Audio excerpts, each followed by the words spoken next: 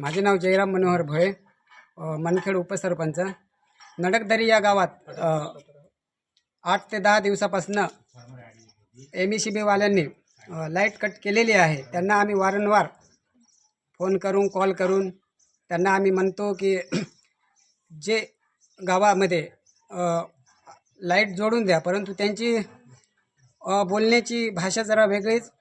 ते म्हणतात की गावात मीटर असून लोक भरत नाही. ठीक आहे, लोकांची लाईट कट करा, पण गावाची नाही कट करायला पाहिजे. आम्ही पंचायतवाले त्यांना बिल भरायला तयार आहे, सगळंच हे करायला तयार आहेत, परंतु ते इथं बिबटे, रात्री अंधार, समजा उद्या उठून गावामध्ये काही झालं तर त्याला जबाबदार कोण?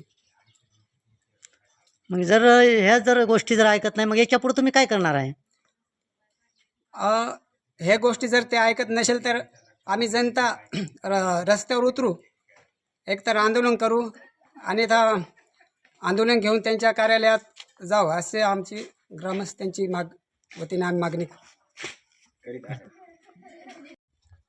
मी नर्मदा मोहनदास भोये, ग्रामपंचायत मनखेड सरपंच.